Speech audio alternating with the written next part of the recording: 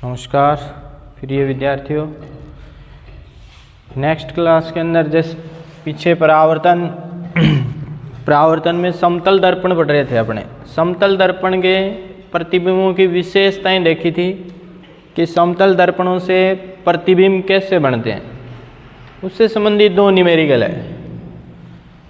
पहला देखो, एक वस्तु समतल दर्पण के सामने रखी है, इसका प्रतिबिंब दर्पण से 20 सेंटीमीटर की दूरी पर बनता है। वस्तु और प्रतिबिंब के मध्य की दूरी है। तो समतल दर्पण की पहली विशेषता थी प्रतिबिंब सदैव आभासी और क्या बनते हैं, सीधे बनते हैं। दूसरी विशेषता थी कि समतल दर्पण से प्रतिबिंब जितनी दूरी वस्तु आगे है, प्रतिबिंब उतनी दूर पीछे बनता है। ये डायग्राम देखा था आपने।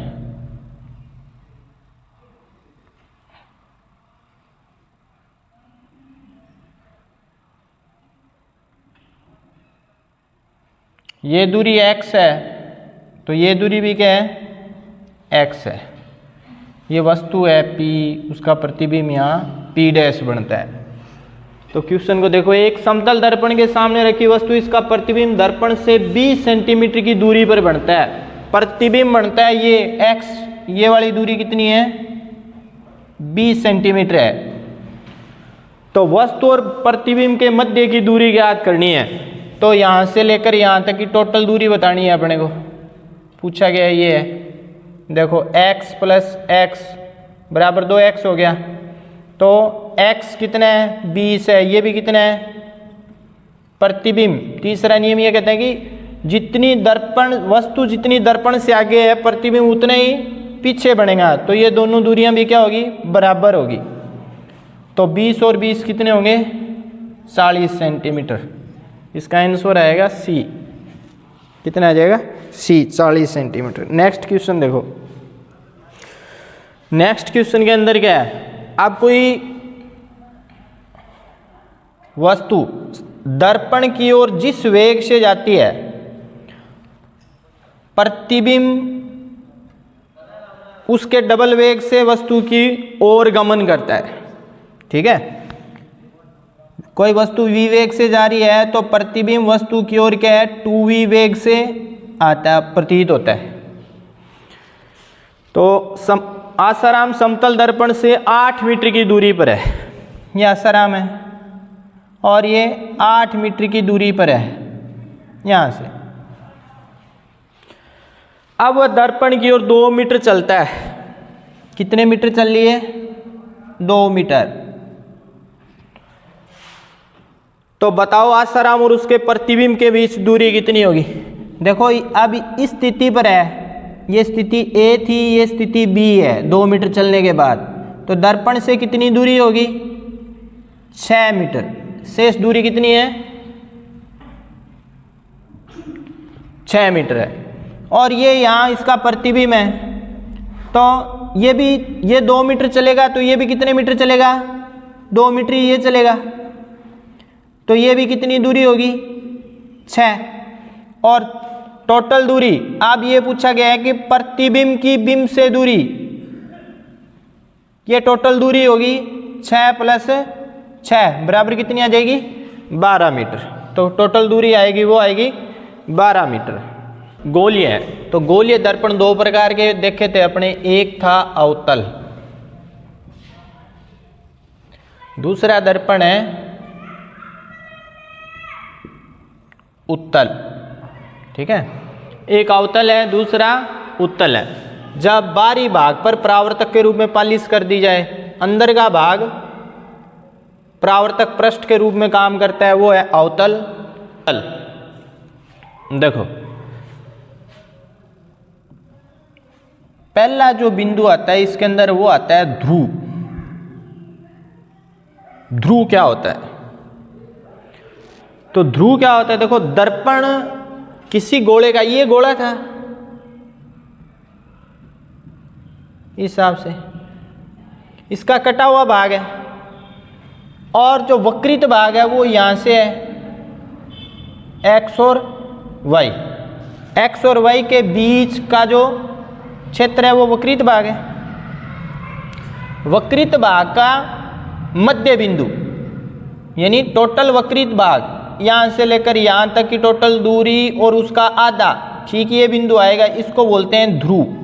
क्या बोलते हैं? ध्रुव, यानी दर्पण के परावर्तक पृष्ठ का मध्य बिंदु।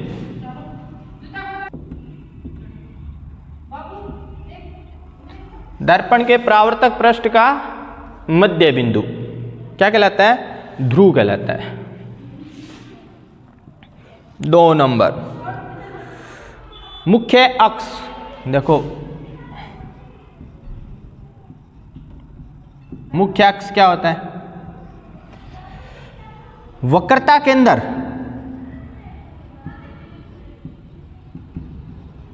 वह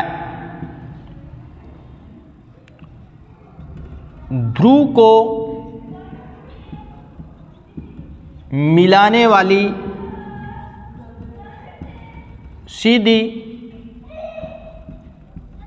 काल्पनिक रेखा, वक्रता के अंदर वह ध्रुव को मिलाने वाली सीधी काल्पनिक रेखा क्या कहलाती है? मुख्य अक्ष कहलाती है। क्या कहलाएगी? मुख्य अक्ष कहलाएगी। उसके बाद आता है वक्रता केंद्र।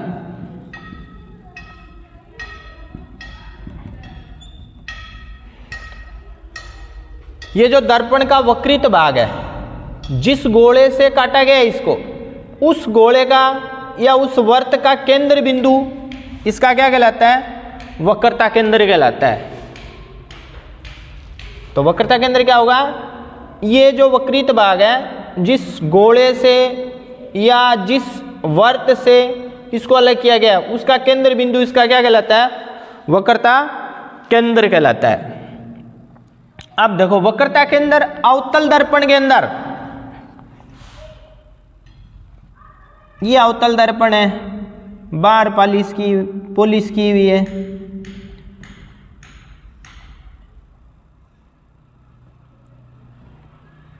तो परावर्तक पृष्ठ के सामने होता है। इसमें जो वक्रता केंद्र है वो परावर्तक पृष्ठ के सामने होता है। उत्तल दर्पण के अंदर, ये अवतल दर्पण है,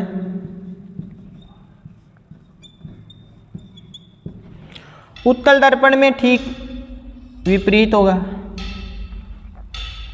इसके अंदर की ओर पॉलिश कर दी जाए तो ये वाला परावर्तक पृष्ठ है। तो परावर्तक पृष्ठ के पीछे, परावर्तक पृष्ठ के पीछे वक्रता केंद्र होता है। इसे सी से प्रदर्शित करते हैं। किससे प्रदर्शित करते हैं? सी से प्रदर्शित करते हैं। 4 नंबर जो बिंदु आएगी वो आएगी वक्रता त्रिज्या।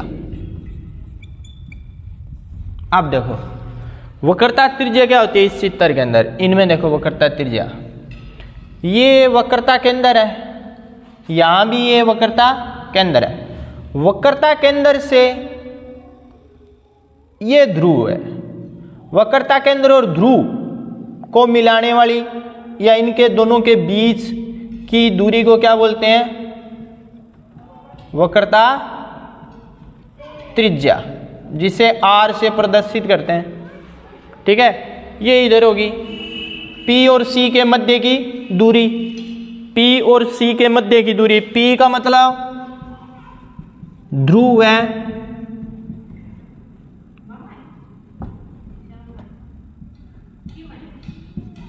वक्रता केंद्र के बीच की दूरी वक्रता त्रिज्या कहलाती है। नेक्स्ट आएगा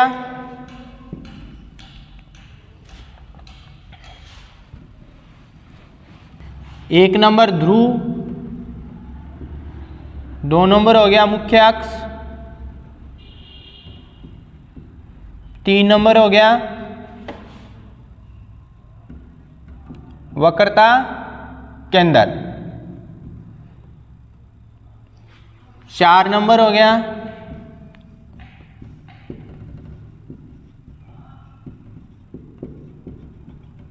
वक्रता त्रिज्या।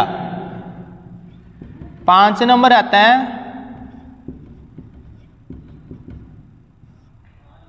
फोकस बिंदु। देखो फोकस बिंदु क्या होता है, अवतल और उत्तल दर्पण में फोकस बिंदु कैसे निर्धारित होता है ये अपने चित्र की सहायता से देखेंगे। ये अवतल दर्पण है, ये इसका केंद्र बिंदु है। केंद्र बिंदु को P ध्रुव से मिलाने वाली सीधी काल्पनिक रेखा होती है, उसको मुख्य अक्ष बोलते हैं।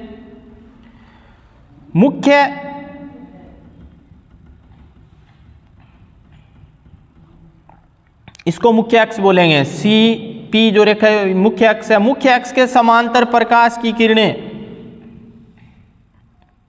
दर्पण पर आपतित होती है। परावर्तन के पश्चात जिस बिंदु पर मिलती है उसको फोकस बिंदु बोलते हैं। तो अवतल दर्पण के लिए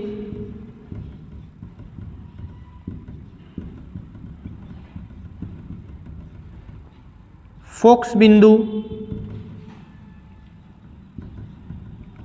बिंदुवत होता है।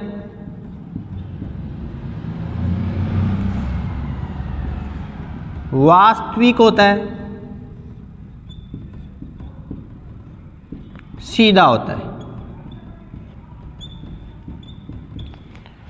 ये है अवतल दर्पण के लिए। अब उत्तल दर्पण के लिए देखेंगे। जब प्रकाश की किरणें मुख्य अक्ष के समांतर आती है, दर्पण से टकराने के पश्चात अपसरित होती है।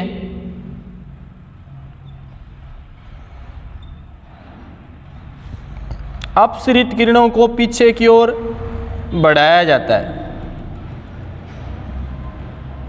एक बिंदु पर मिलती हुई प्रतीत होती है।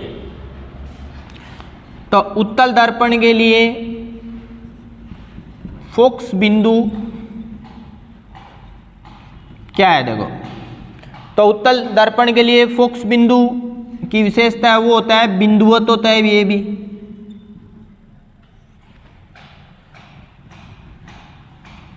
आभासी होता है, सीधा होता है। दर्पण के पीछे प्राप्त होता है।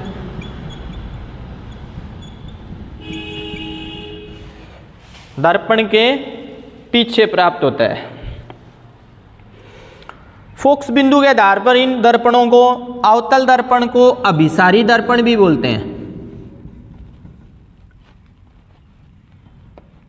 अभिसारी दर्पण और उत्तल दर्पण को अपसारी दर्पण की संज्ञा भी देते हैं।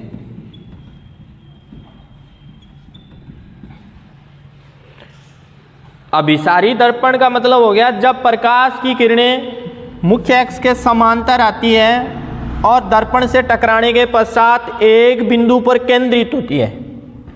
एक बिंदु पर क्या होती है? केंद्रित होती है। अपसारी का मतलब हो गया जब प्रकाश की किरणें मुख्य अक्ष के समांतर आती है, दर्पण से टकराने के पश्चात वो भिन्न भिन्न दिशाओं के अंदर प्रसारित होती है, इसलिए इसको अपसारी और ये अभिसारी। ये किरणें फोकस बिंदु से निकलती हुई प्रतीत भी हो रही है इसे। उसके बाद नेक्स्ट जो बिंदु आता है वो आता है फोकस दूरी। फोकस दूरी को F से लिखते हैं। फोकस दूरी को F से लिखते हैं। देखो फोकस दूरी क्या होती है? फोकस बिंदु पहले अवतल दर्पण के लिए देखते हैं। फोकस बिंदु, ये फोकस बिंदु है इसका और ये ध्रुव है। फोकस बिंदु और ध्रुव के मध्य की दूरी फोकस दूरी कहलाएगी। इधर उत्तल दर्पण के लिए फोकस बिंदु और ध्रुव के बीच की दूरी ये क्या कहलाती है? फोकस दूरी कहलाती है। उसके बाद आता है नेक्स्ट जो आएगा वो आएगा द्वारक। द्वारक क्या होता है? देखो, ये जो वक्रित भाग है, जिस गोले से कटा हुआ भाग वक्रित भाग है, उसकी उच्चतम सीमा और नीचे की निम्नतम सीमा का वह भाग जहां से प्रकाश की किरणें आकर टकराती है और उस भाग से परावर्तित होती है, वो द्वारक कहलाता है। तो x और y बिंदु के बीच का जो एरिया है वो द्वारक है। उसके बाद एक संबंध आता है, फोकस दूरी और वक्रता त्रिज्या में एक संबंध है, वो देखेंगे। फोकस दूरी और वक्रता त्रिज्या में क्या संबंध होता है? देखो, फोकस दूरी व वक्रता त्रिज्या में संबंध। तो फोकस दूरी को लिखते हैं F से, वक्रता त्रिज्या को लिखते हैं R से। तो R/2 यानी फोकस दूरी वक्रता त्रिज्या की क्या होती है? आधी होती है। फोकस दूरी वक्रता त्रिज्या की क्या होती है? आधी होती है। क्यों दूरी और वक्रता त्रिज्या में संबंध होता है? फोकस दूरी बराबर होता है वक्रता त्रिज्या बटे 2। तो यहां से R बराबर लिख सकते हैं 2 गुणा F, यानी वक्रता त्रिज्या है वो फोकस दूरी की 2 गुणी होती है। इनको प्रश्नों के रूप में भी संबोधित कर सकते हैं, दिया जा सकता है। जैसे देखो, पहले के अंदर पहला जो सूत्र है उसको इस हिसाब से लिखा जा सकता है, फोकस दूरी वक्रता त्रिज्या की खाली स्थान होती है। तो फोकस दूरी वक्रता त्रिज्या की आधी होगी, 1/2 भाग। दूसरे इसको प्रदर्शित कर सकते हैं, वक्रता त्रिज्या फोकस दूरी की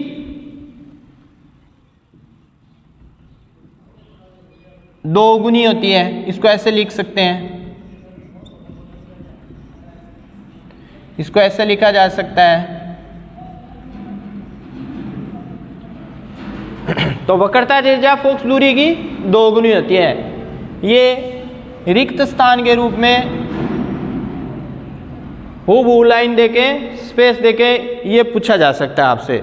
तो नेक्स्ट आगे की कक्षाओं के अंदर अध्ययन करेंगे।